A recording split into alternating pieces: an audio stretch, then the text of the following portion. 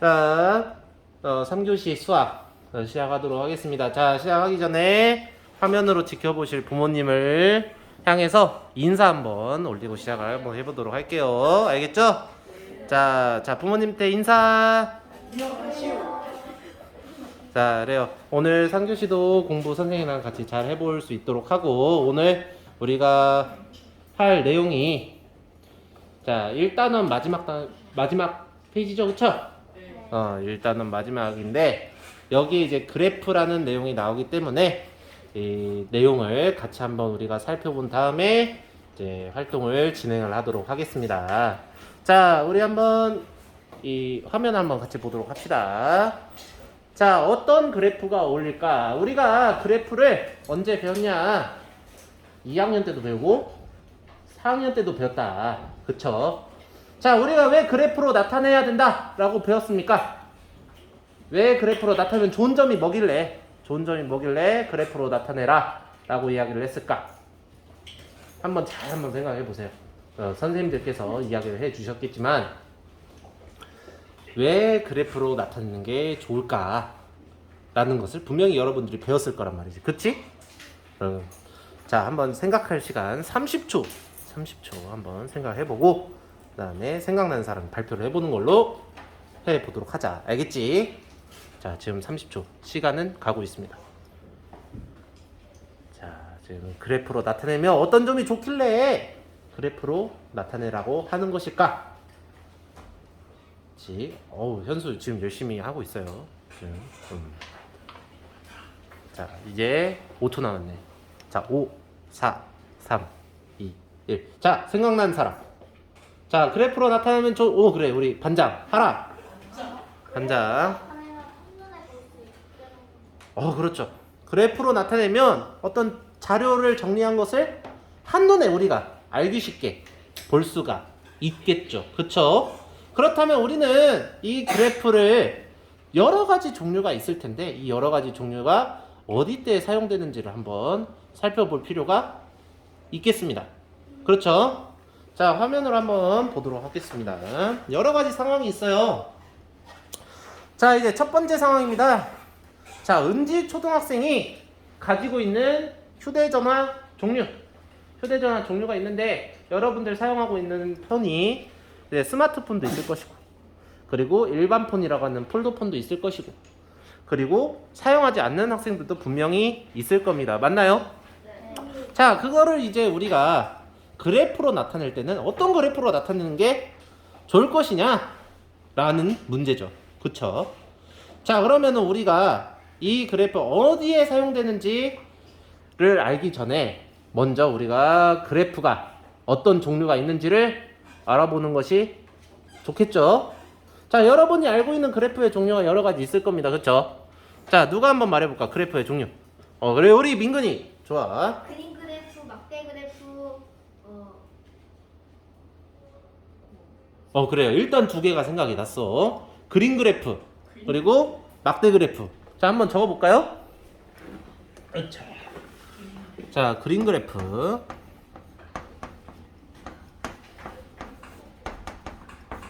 그 다음에 막대 그래프가 있어요.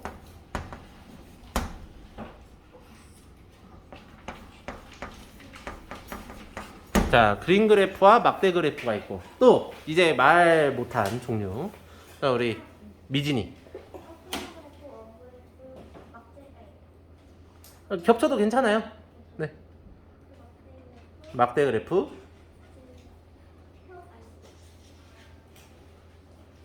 막상 말하니까 좀 말이 잘 안 나오죠. 그쵸? 그래요. 괜찮습니다. 우리 준서.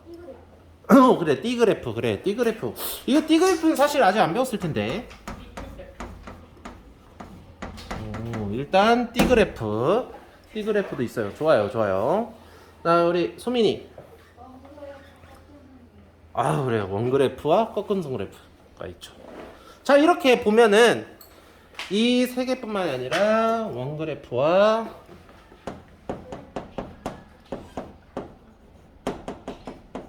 꺾은선 그래프가 있다.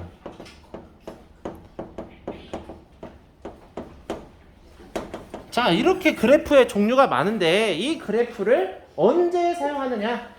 언제 사용하느냐가 중요하겠죠. 그쵸? 그래야 이 그래프의 성질에 맞는 자료를 활용을 해서 알맞게 표현을 할 수가 있다 이겁니다. 그렇죠? 우리 맹진수 군 맞아요? 네, 좋습니다. 자, 그래서 우리는 지금 이렇게 여러 가지 이제 5개의 종류가 있는 것을 우리가 알았는데 언제 쓰는지를 한번 보도록 해봅시다. 그렇죠? 자, 그러면 다시 첫 번째 문제로 돌아가서 은지 초등학생 종료를 나타낼 때는 어떤 그래프로 나타내는 게 좋을까? 라고 한다면 어떤 그래프로 나타낼지 한번 생각해 보세요. 우리가 배웠던 그래프의 성질 이런 것들을 생각을 해보며 이 5개의 이 그래프 중에서 어떤 그래프를 활용하는 게 좋을지 한번 생각을 해 보십시오. 자, 우리 지원이 생각이 다 마친 모양인데, 그치? 만약에 지원이가 이거를 활용한다고 한다면 어떤 그래프를 활용하는 게 좋을까? 그 이유도 한번 얘기를 해주시면 감사하겠습니다. 막대 그래프. 아, 막대 그래프를 활용하면 좋을 것 같다. 왜 그렇게 생각하셨습니까? 그냥 느낌상으로. 네. 아, 느낌상으로 뭔가 막대 그래프를 사용해야 될 것 같은 그런 느낌이 들었다. 하지만 뭔가 논리적인 게 좀 부족하죠. 자, 그래요. 혹시 다른 친구? 오, 그래요. 좋아요. 다른 친구. 자, 그래. 우리 부회장. 원그래프와 막대 그래프. 원그래프와 막대 그래프를 사용하면 좋을 것 같다. 이유가 뭘까요? 원그래프는 보통 퍼센트로 표현을 하는데 그렇다면 스마트폰, 일반폰 사용하지 않은 세 가지 종류로 나타내기 때문에 100%를 써줬을 때 몇 퍼센트씩 나누는 게 더 편하다고 생각했고요. 네. 막대 그래프는 종류가 저 세 개를 표현하면 더 쉬울 것 같아서 표현했습니다. 아, 정말 좋은 답변이었어요. 그쵸? 자, 선생님이 다시 한번 설명을 해주자면요. 이 원그래프 같은 경우는 무엇을 나타낸다? 전체를 100으로 봤을 때 이 부분이 얼만큼을 차지하냐? 전체에 대한 부분의 크기를 나타내는 이 비율이라는 걸 나타내는 그래프예요. 그쵸?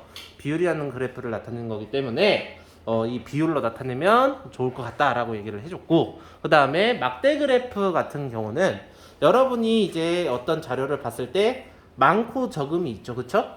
많고 적음이 있을 때 이걸 한눈에 알아보기 쉽기 때문에 막대 그래프로 사용하면 좋을 것 같다라고 이야기를 해줬어요. 맞죠? 그렇다는 거는 현주가 얘기한 거를 다시 한번 얘기를 했을 때 자료의 성질에 따라서 쓸 수 있는 그래프의 종류가 다르다라는 것을 우리가 이미 알 수 있다는 겁니다. 그렇지?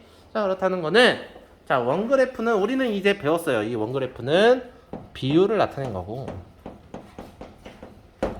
자, 막대 그래프는 양을 비교할 때 쓰인다. 사실 이 비율 같은 경우는 우리가 아직 배우지는 않은 개념입니다만 이제 알게 모르게 우리가 퍼센트라는 걸 우리는 이미 써오고 있죠. 써오고 있고 이제 그리고 그런 개념들에 대해서 이미 여러분들이 알고 있기 때문에 선생님이 설명을 하는 거고요. 모르는 친구들이 있으면 다시 한번 선생님이 상세하게 설명을 해 줄 테니까 걱정하지 않으셔도 돼요. 아, 비율이란 단어가 있다 라는 정도만 아시면 되겠습니다. 이해가 되십니까? 자, 좋습니다. 자, 이제 두 번째 문제로 한번 넘어가도록 할게요. 자, 이렇게 지금 이거는 원그래프죠, 그쵸? 현주가 얘기했던 원그래프입니다. 이 퍼센트라는 거는 100분의 2를 나타내는 거죠. 그래서 이 스마트폰 같은 경우는 전체 인지초등학교 학생을 100명으로 봤을 때 50명 정도가 이 스마트폰을 사용하고 있다. 50% 반절이 이 스마트폰을 사용하고 있다라는 걸로 우리가 해석을 할 수가 있겠습니다. 이해가 되시죠? 자, 그러면 이제 연령별 두 번째 문제예요. 연령별 스마트폰 사용 시간에는 어떤 그래프가 좋을지.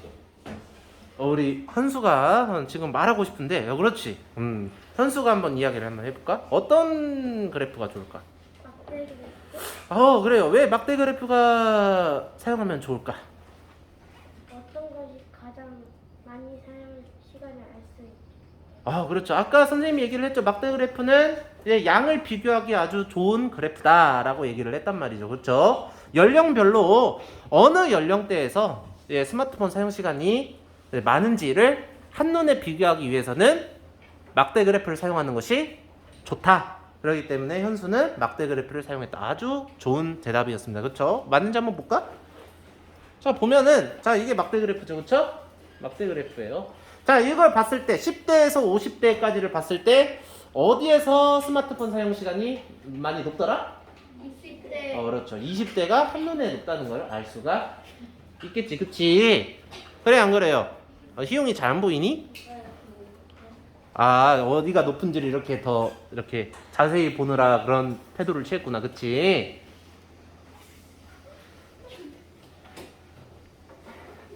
자, 그럼 세 번째 문제예요. 세 번째 문제. 자, 우리 다시. 자, 연령별로 선호하는 점심 메뉴. 또 20대, 30대, 40대 이렇게 있을 텐데, 자, 연령별로 선호하는 점심 메뉴를 나타내기에는 뭐가 좋을지 한번 생각 한번 해봤나요? 자, 어떤 게 좋을 것 같나요? 이그래프라고. 오, 띠그래프.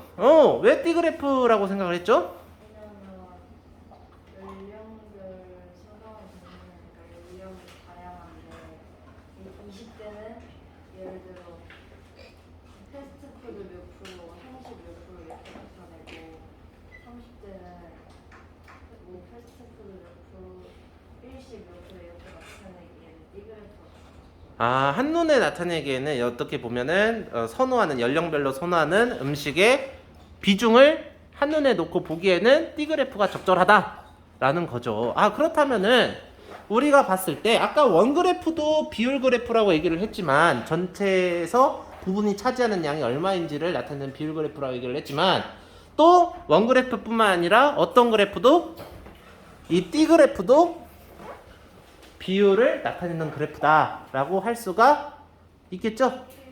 그렇습니다. 아주 좋아요. 자, 그래서 어디 한번 볼까요? 예, 다이가 말한 게 맞는지 한번 보도록 하겠습니다. 자, 이거예요. 이거. 자, 선생님이 외국의 자료를 좀 가져와 봤는데, 자, 영어 시간은 아니지만 위에 뭐라고 적혀 있는지 한번 읽어보도록 하겠습니다. 자, if you were at the food court and had the choice of buying one of the following for your own lunch, which would you usually purchase? 이렇게 되죠. 아니, 뜻을 한번 해석을 하자면, 너가 푸드코트에 가가지고 점심을 고르려고 할 때, 당신은 어느 메뉴를 고를 것입니까? 라는 그런 얘기죠. 그렇게 했을 때, 여러 가지 연령대가 이렇게 네 가지 연령대가 나오죠. 18세에서 32세. 뭐 이렇게 쭉쭉쭉쭉 이렇게 네 가지 연령대가 선호하는 그런 음식의 비중을 표시를 한 겁니다. 그쵸? 이렇게 봤을 때, 자, 18세에서 32세가 좋아하는 음식은, 선호하는 음식은 뭡니까? 점심 식사로 선호하는 음식은 하늘색이겠죠, 하늘색. 가장 선호하는 게 하늘색은, 스시라고 되어 있는 거 보니까 초밥류를 좋아하더라. 점심 식사 선택으로 초밥을 선택하는 비중이 높더라 라는 것을 우리가 한눈에 알 수가 있죠. 그쵸? 좋습니다. 띠그래프예요. 이런 것들이 좋습니다. 자, 그러면 이제 네 번째 문제예요. 네 번째 문제. 이건 좀 어려울 수도 있겠네. 변화예요. 변화. 여러분들이 이제 지난 10년간 이제 받아온 용돈이라든지 이런 것들 있죠. 아니면 뭐 수학 성적의 변화라든지 또 아니면 일기예보의 뭐 날씨의 이제 온도라든지 이런 것들이 변화. 이 변화를 나타내는데 좋은 그래프는 어느 그래프인가? 이건 사실 2학년 때도 배웠거든요. 2학년 때도 배우고 4학년 때도 배웠는데, 그래, 우리 민건이 꺾은 선 그래프. 그쵸? 꺾은 선 그래프. 우리가 꺾은 선 그래프 배웠죠. 그쵸? 꺾은 선 그래프는 뭐를 나타내는데 좋더라? 변화량을 나타내는데 좋더라 라는 거예요. 그러면 밑에 꺾은 선 그래프는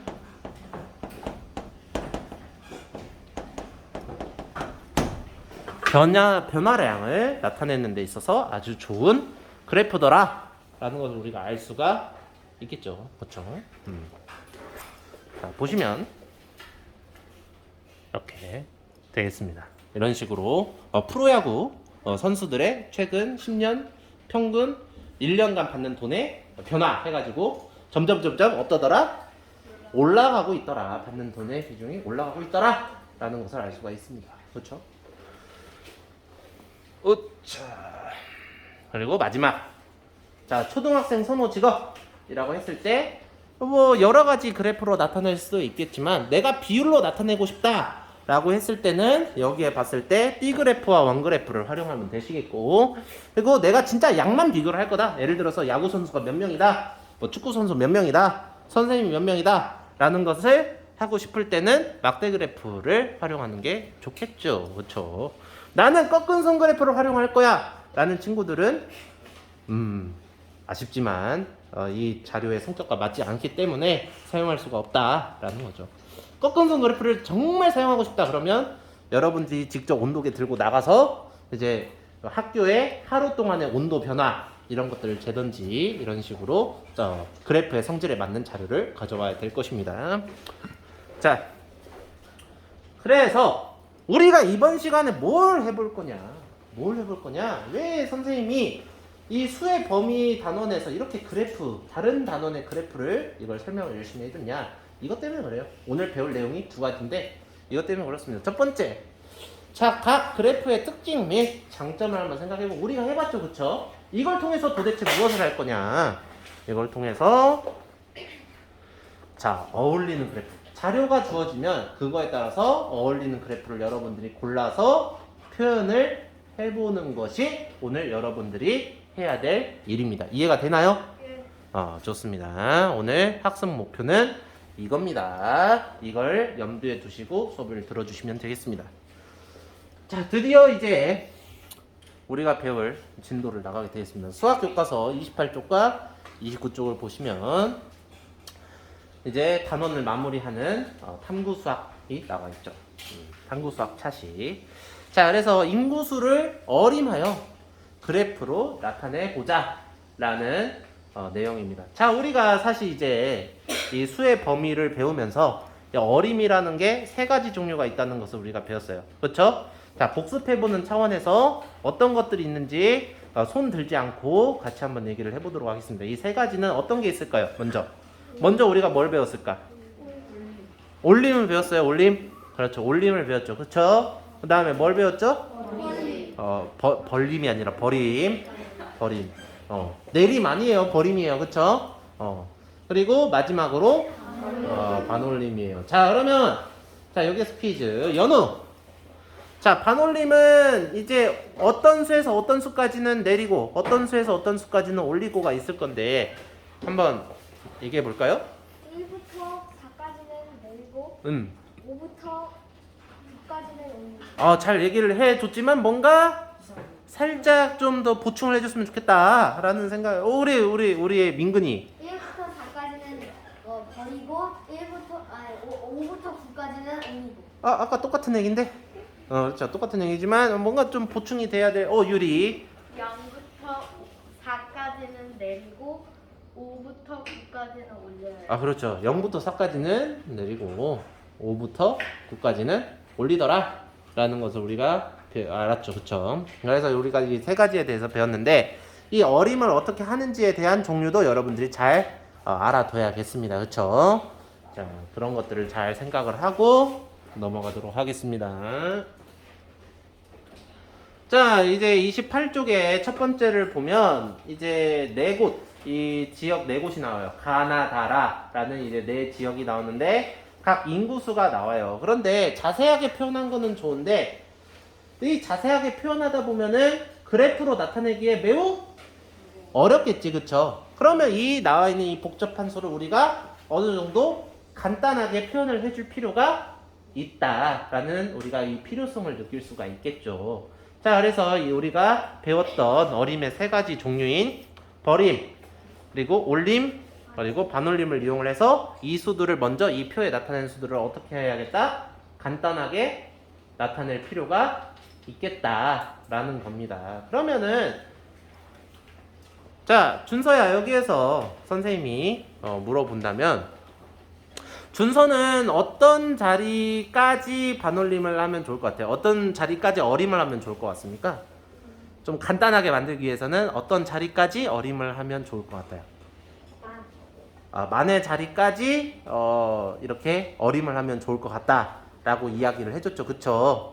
만약에 10만의 자리까지 나오게 되면 우리가 나 같은 경우는 나타낼 수가 없기 때문에 이제 이 가나 다라를 다 나타내기 위해서는 만의 자리까지는 이제 어림을 해줘야 우리가 그래프에 쉽게 나타낼 수가 있다라는 그런 사실을 우리가 알 수가 있겠습니다. 그렇죠? 자, 그러면 우리가 만의 자리까지 이 어림을 했을 때 어떻게 변하는지 한번 여러분들이 지금 해보고 같이 확인을 해보도록 하겠습니다. 알겠죠? 지금 해주시기 바랍니다. 빨라요, 역시. 선생님 설명 들으면서 미리 그런데 아주 잘하고 있습니다. 민근이 다 했니? 기억이 했는데. 그래. 아주 잘했네.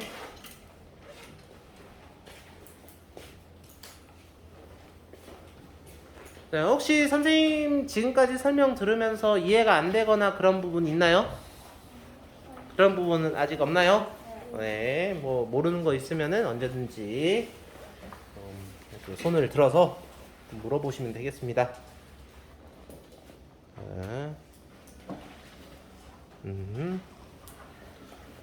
너무 카메라 의식 안 하셔도 됩니다. 네.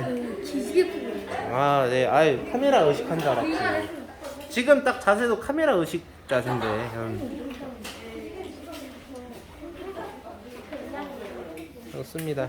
자, 우리가 배웠던 어림을 이용해서 만의 자리까지 한번 먼저 나타내 보도록 합시다.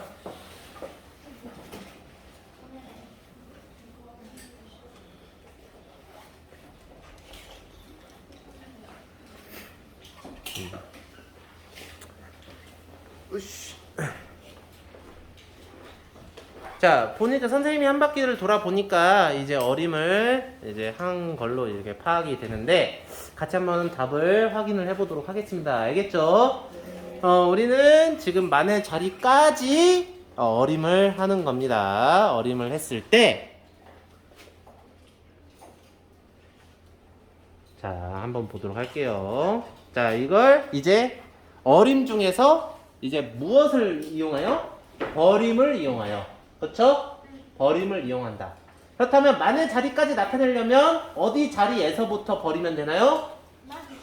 만의 자리까지 나타내려면 어디 자리부터는 버려야 될까? 그렇죠. 천의 자리부터 그 밑에 자리는 싹 다 버려야 된다 라고 알 수가 있겠죠? 그러면 우리는 가, 나, 다라 이 모든 지역이 모두 다 천의 자리부터는 싹 다 어떻게 해야 된다? 버려야 된다라는 것을 우리가 알 수 있습니다. 그래서 가의 인구수는 지금 124,639명이 되겠지만 이걸 버림을 했을 때 만의 자리에 밑에 있는 천의 자리부터 싹 다 지워야 되거든요. 자, 이렇게 변할 수가 있겠죠. 이해가 되십니까? 자, 그래서 가 같은 경우는 12만, 나 같은 경우 5만, 다 같은 경우 13만, 라 같은 경우는 18만이 되겠습니다. 자, 그래서 밑에를 보면 지역별 인구수를 나타내는 이 그림 그래프가 있어요. 그렇죠? 그림 그래프로 여러분들이 그 뒤에 있는 붙임딱지를 이용해서 나타내 보시면 되겠습니다. 자, 지금 붙임딱지를 이용을 해서 벌써 다 한 친구들도 있고요. 그렇죠? 지금 하고 있는 친구들도 있는데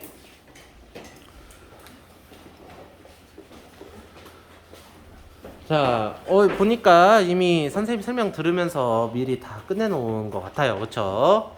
자, 그럼 같이 한번 확인을 해보도록 할게요. 자, 12만이니까 이렇게 나타낼 수 있고 나는 5만이니까 5개 그리고 다는 이런 식으로 라는 이렇게 나타낼 수가 있습니다. 맞나요? 자, 좋습니다. 이렇게 그림 그래프로 잘 나타냈고요. 자, 두 번째 문제예요. 자, 두 번째 문제는 여러 가지 그래프 중에서 여기에서는 이제 바로 막대 그래프를 이용해서 나타내라 라고 이렇게 나와 있습니다. 그쵸? 이거는 우리가 배웠던 그래프의 성질과도 관련이 있는데 자, 이 띠 그래프와 원 그래프 같은 경우는 전체에서 부분이 차지하는 비중을 확인하는 그래프이기 때문에 이 자료와는 맞지가 않고 그리고 꺾은 선 그래프 같은 경우는 이제 변화량을 이제 보는 거기 때문에 맞지가 않아요. 그렇기 때문에 우리가 실질적으로 쓸 수 있는 그래프는 막대 그래프가 되겠죠. 그쵸? 그래서 이걸 막대 그래프로 나타내는데 먼저 이 수를, 이 복잡한 수를 그대로 표현을 하기에는 그래프가 너무나 복잡해지겠죠. 그쵸? 그러니까 우리는 이 표에 있는 수들을 어떻게 먼저 해줘야 된다? 간단하게 해줘야 된다라는 사실을 알 수가 있을 겁니다. 그렇죠? 자, 그러면 간단하게 해주기 위해서는 어림을 할 텐데 이번엔 아까는 버림을 사용했으니까 이번에는 뭘 사용하라고 했나요? 뭘 사용하라고 했어요? 어림 중에? 반올림을 사용하라고 얘기를 했나요? 그쵸? 자, 반올림은 아까 우리가 얘기를 했듯이 친구들이 이 얘기를 했듯이 0에서 4는 버리고 5에서 9는 올리고를 생각을 해주시면 되겠습니다. 자, 그래서 자, 반올림 하여서 10만의 자리까지 나타내어 보세요 라고 얘기를 했어요. 그쵸? 반올림을 해서 10만의 자리까지 나타내 보라고 했으면 자, 그러면 어디 자리에서 반올림을 해야 되는 것인지 누가 한번 발표해 볼까? 자, 10만의 자리까지 나타내라고 했으면 어디 자리에서 반올림을 해야 될까? 자, 그래요. 희락이 어디 자리에서? 그렇죠. 10만의 자리까지 나타내기 위해서는 그 밑에 자리인 만의 자리에서 이제 반올림이 되어야겠죠. 그쵸? 그러면 우리는 먼저 해야 될 거는 만의 자리들의 숫자를 먼저 체크를 해야 된다 라는 거겠지. 그치? 자, 만의 자리를 한번 보면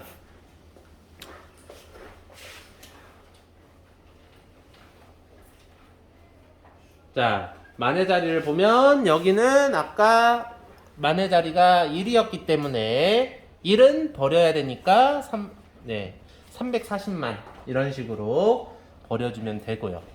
그 다음에 대구 같은 경우는 이제 만의 자리가 5이기 때문에 5는 올려요, 버려요? 올리기 때문에 이제 이게 올라가면서 이 4가 5로 바뀌겠죠. 그쵸? 그래서 이런 식으로 바뀌게 되겠습니다. 맞나요? 네, 좋습니다. 이런 식으로 잘 했고, 자, 밑에를 보시면 여러분들 그 간단하게 나타낸 부분을 그래프로 나타내는 그 숙제가 있을 겁니다. 그 활동이 있을 건데 여러분들이 직접 이 그래프, 막대 그래프에 이걸 이 자료를 맞춰서 그려보시면 되겠습니다. 이해가 되세요? 네, 좋습니다. 얼른 해보시고요. 선생님이 돌아다니면서 한번 확인을 해보도록 하겠습니다.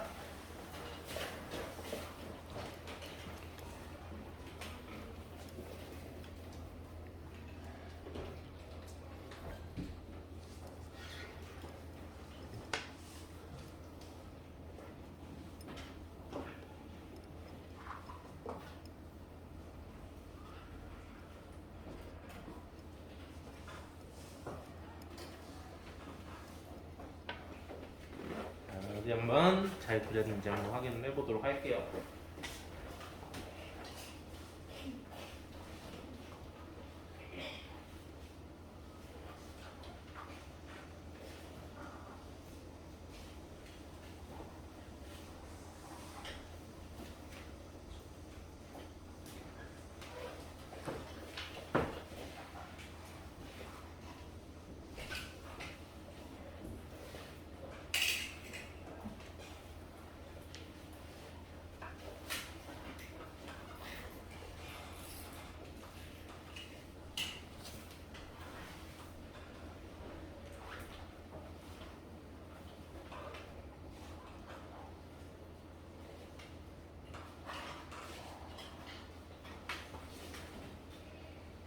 네, 아주 잘했습니다. 선생님이 돌아다니면서 봤을 때 아주 우리 반 친구들이 잘 이해를 해주고 실제적으로 그래프를 잘 그려줬다는 것을 우리가 알 수가 있습니다. 그렇다면 선생님이 이제 이대로 끝내긴 아까워서 여러분들한테 심화적인 내용을 한번 이야기를 한번 해보도록 하겠습니다. 자, 아까 선생님이 얘기를 했을 때 이 자료는 막대 그래프만으로도 만으로만 이제 나타낼 수가 있다라고 얘기를 했는데 사실 자료를 조금만 바꿔주면 우리가 비율 그래프인 원그래프와 띠그래프로도 나타낼 수가 있습니다. 그렇다면 여러분들이 그 비율이라는 거에 대해서 알아야겠죠, 그쵸? 사실 용어만 어려울 뿐이지 우리는 이거에 대해서 배웠어요. 언제 배웠냐? 5학년 1학기 때 분수에 대해서 배웠죠, 그쵸? 분수는 분모와 분자로 되어 있는데 분모는 전체의 크기를 나타내고 분자는 그 부분의 크기를 나타낸다 라고 우리 같이 배웠던 기억이 있을 겁니다. 알겠죠? 자, 그 분수를 이용하는 겁니다. 자, 그렇다면 비율이라는 거는 아까 전체라고 얘기를 했기 때문에 우리가 이 광역시들의 이 인구수를 전체를 구하기 위해서는 6개 광역시의 인구를 어떻게 하면 되나요? 전체를 다 어떻게 하면 전체 수가 나올까? 그렇죠. 이 부산, 대구, 인천, 광주, 대전, 울산의 이 인구수를 각각 어떻게 하라? 다 더해야 된다 라는 것을 알 수가 있겠죠. 이해가 되나요? 이해가 돼요? 자, 그러면 이 비율이라는 거는 아까 선생님이 얘기를 했을 때 전체에 대한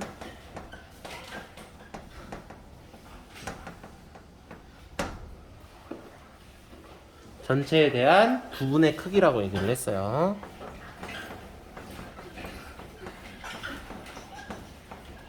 자, 그러면 여러분들이 이 비율을 구할 때 선생님이 문제를 하나를 내면 우리가 지금 살고 있는 데가 인천광역시죠? 자, 각 광역시의 전체 인구 중에서 인천이 차지하고 있는 비율을 한번 여러분들이 지금 노트를 꺼내서 구해보시기 바랍니다. 선생님이 힌트는 줬어요, 이미. 비율은 전체에 대한 부분의 크기고 이 힌트를 줬기 때문에 여러분들이 각 광역시의 전체 인구에 대한 인천광역시 인구의 비율을 한번 구해보시면 되겠습니다. 분수의 형태로 구하시면 돼요. 분수 알겠죠? 분수의 형태로 구하시면 됩니다. 자, 노트를 꺼내서 한번 광역시의 인구에 인천광역시의 인구가 얼만큼 많은 비중을 차지하는지를 한번 확인을 부탁드리겠습니다.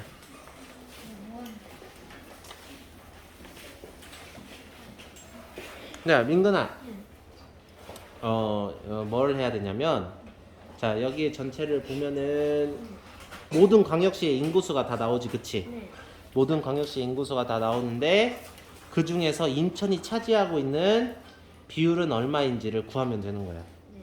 이해가 되죠? 네. 자, 노트 꺼내서 한번 해보시기 바랍니다. 자, 전체는 어떻게 구하면 되나요? 전체는 모든 광역시의 인구를 어떻게 해라? 더하면 되겠죠?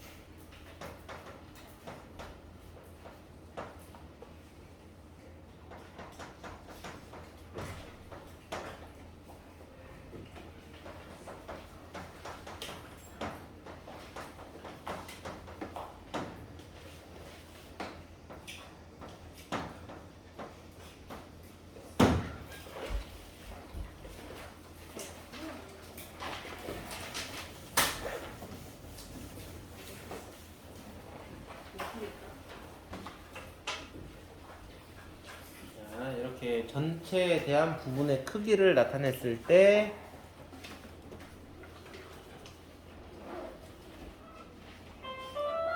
자, 그럼 여러분들 지금 전체를 다 더해봤더니 얼마가 나오나요? 이 광역시의 모든 인구수는